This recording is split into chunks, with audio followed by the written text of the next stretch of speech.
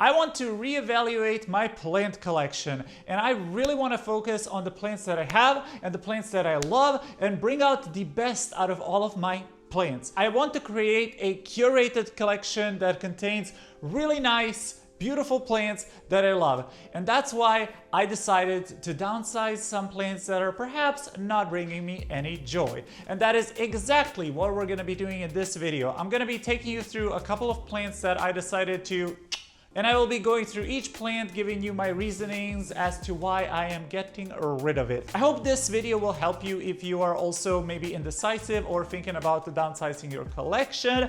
And without further ado, grab yourself a cozy little snack, a little beverage, and let's get started. Also, I just want to point out that I am using my spanking brand new camera, and I have no idea how it looks. I did a little bit of testing, so yeah, let me know in the comments section below if you like the image, if you don't like the image, and also please bear in mind that I am still very much a noob when it comes to like more professional grade cameras. This camera is very complicated. I'm gonna make mistakes, so bear with me. Please be patient while I figure this out. The first plant on the chopping block is this one, and I feel like I don't have to explain much and tell you why I'm getting rid of it. I mean, I'm clearly absolutely neglecting this thing because it is absolutely bone dry. You can see some yellowing leaves. You can see that it is just so wilted and sad looking.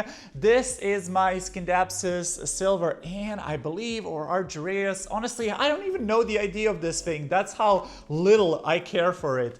And it's just not doing it for me. This thing constantly dries out. I can't keep up with the watering. I used to have it on my video shelf just like as a little filler plant, but honestly, I want to have less filler plants.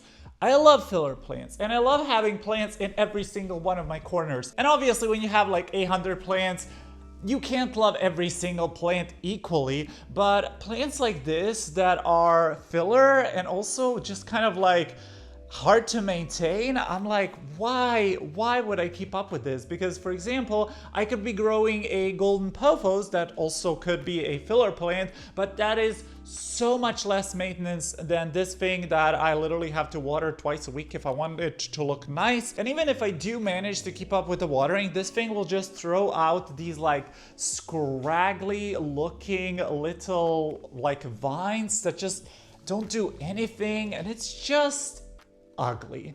Honestly, it's just ugly, and I'm not here for it.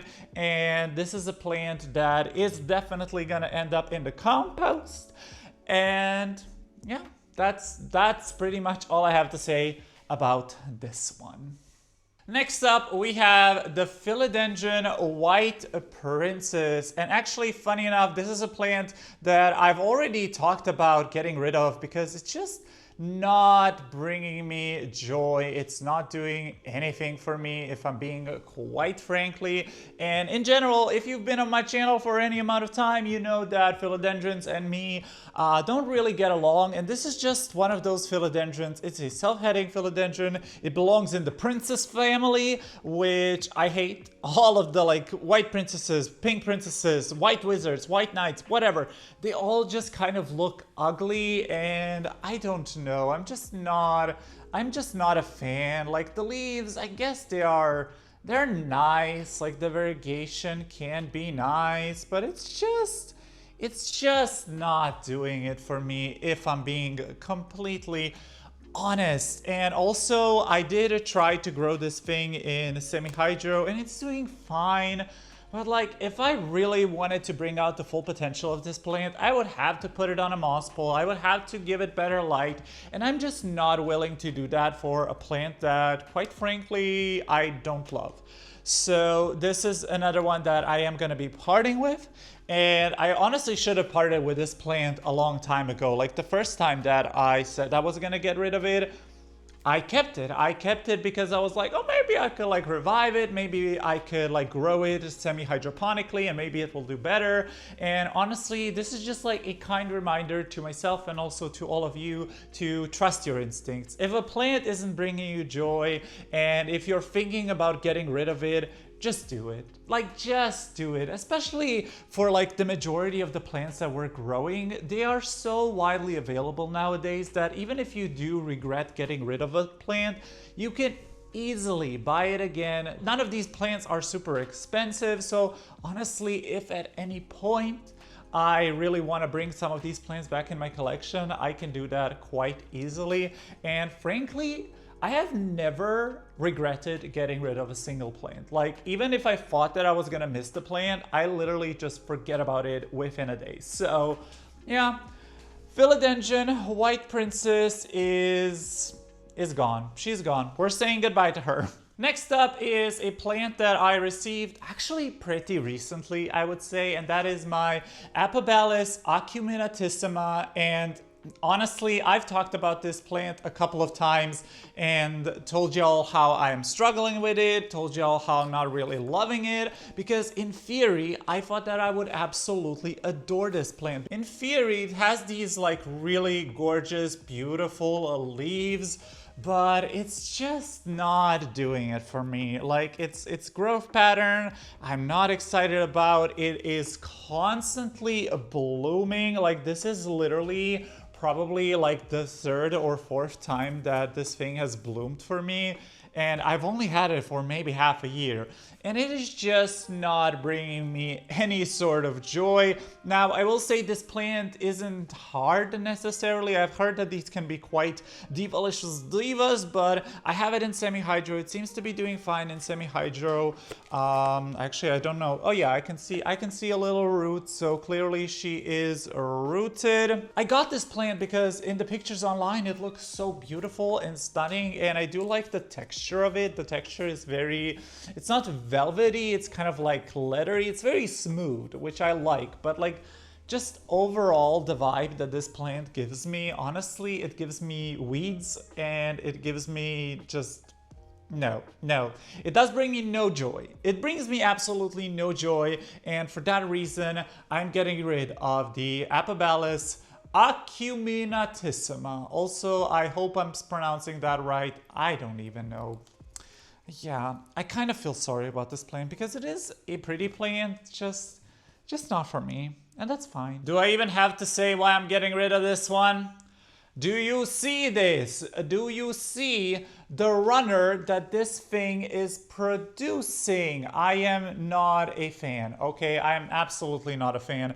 This is a Monstera Obliqua Amazonas, and I got this plant because, I don't know, it just looked cool, I suppose. And I wanted something fun and different and interesting, but it just did not live up to the hype. I'm trying to focus, but I don't know how to focus this camera. So yeah, it's just one that it's not working for me. And the main reason is because it is throwing out this long freaking runner, and obviously I need to put this thing on a moss pole if I want to see it succeed and size up, which I knew there was a risk of this plant pushing out runners. That's definitely something I've heard, and it is pretty common for Monstera obliquas and esqueletos and such plants. But I refuse to give a moss pole to this thing. I'm sorry. I will actually be downsizing my moss pole collection. That will be coming in a future plant chores video. So adding a plant like this that I don't really even particularly love onto a moss pole just it doesn't seem like a good idea. And I'm not gonna lie to y'all. I bought this because it was cheap, and I gave into the hype and just like, I don't know, just wanted a plant, but this was a stupid purchase. So honestly, be smarter than me. Don't make stupid purchases. Only purchase plants if you really, really love them and if you really can see yourself taking care of them, because I knew that if this thing gave me a runner, it would go into the compost. And yeah. Could I give this to somebody? Sure, but honestly, I don't feel like watering with that. And also, I haven't watered this thing in weeks. The reservoir is completely dry. Let me actually take it out. Oh, she has some roots. Okay, I'm gonna make a mess. She does have some roots, so yeah, I guess. But like, I don't know. It's just not a plant for me. So We're saying goodbye to the Obliqua Amazonas. Now the next one is kind of sad because I've had this plant for such a long time, and this plant was absolutely beautiful at one point. It was huge, it was luscious, and then everything went downhill. And I'm talking about my Schismatoglottis Wallichii. And this plant and me we have such a long history. Like I mentioned, I've had this plant for a couple of years now, and I loved it. I still love this plant to this day, even though it is one of my biggest struggle plants. I absolutely love this plant. But boy oh boy, the spider mites on this plant are unreal. I literally have this plant sitting on a shelf by itself, away from all of my other plants, in complete isolation. I treat it every single time that I water it, and it still gets spider mites without it always has spider mites. Like, I'm looking at it right now and it has spider mites. You probably won't be able to see, but it has spider mites. And I'm just tired. I am done with this plant. And as much as I love this plant, and I do love this plant, I just can't keep up with it. I can't keep up with the spider mites. It always looks ugly. It always looks damaged. And on top of that, this plant is extremely thirsty, which obviously is a recipe for disaster, because if you know anything about spider mites, you know that they love a dry environment, and I can't keep up with the watering requirements for this plant, which means that oftentimes she is very, very, very dry, and obviously the spider mites thrive in that kind of environment, and it's just not a good fit for the two of us. And I've tried. I've even moved her to semi-hydro, thinking that I'm gonna have an easier time with her, and she does have some beautiful semi-hydro roots, but yeah, it's just not a plant. It's just not a plant that I want to deal with anymore, if I'm being completely honest. Although I love it, although it's a beautiful plant, although it was a staple in my collection for so long, truly just such a beautiful plant. I love the leaf color on this plant. It's just so gorgeous and beautiful, but it's not worth the hassle. It really isn't. And I would rather focus on plants that I truly love and bring out the best in them, instead of constantly fiddling with this plant and trying to figure it out and trying to get rid of the spider mites and keeping up with the watering. It's a lot of work, and although it kind of hurts and it kind of sucks, I am just ready to say goodbye to the Schismatoglottis Wallichii. And then the last plant on my list is actually a plant that I'm not certain if I'm gonna get rid of.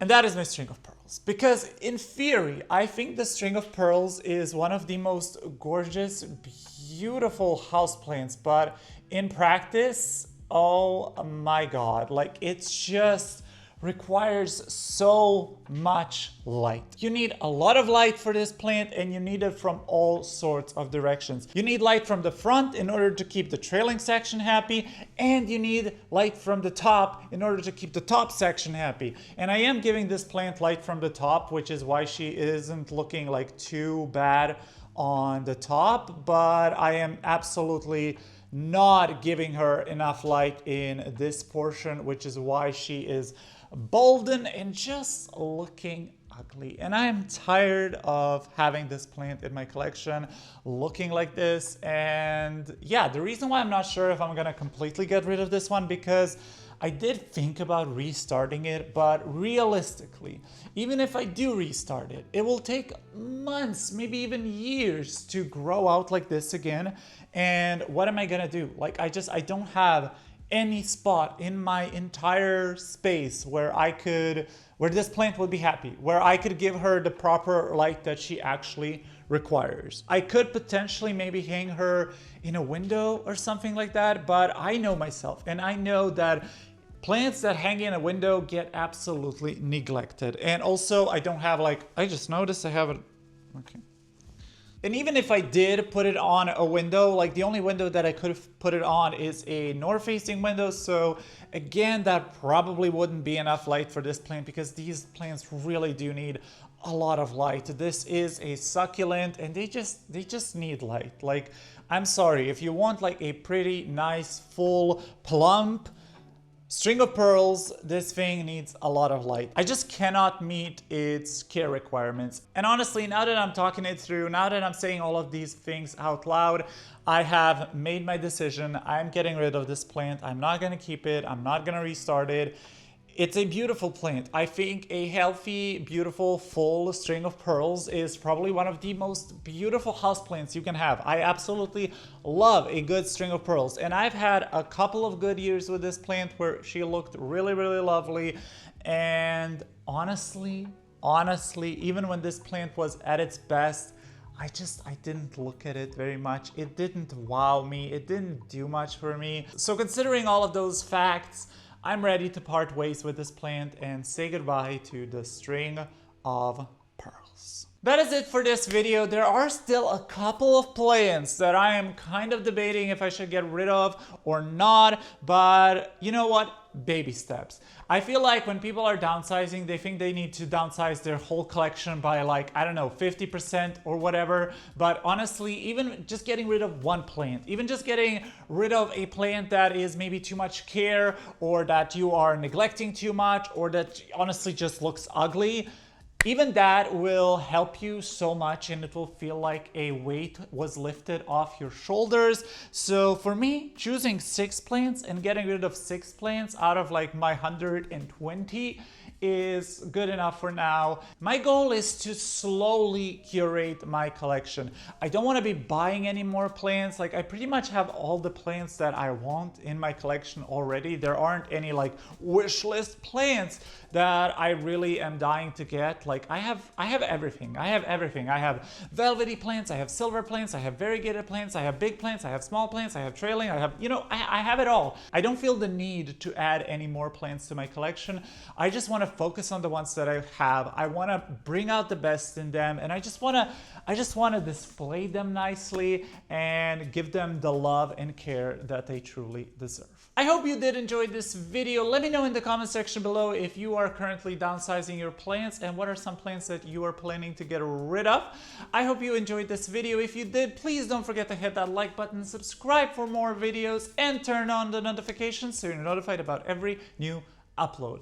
I hope to see you in the next one. Have a super amazing, fabulous day, and goodbye!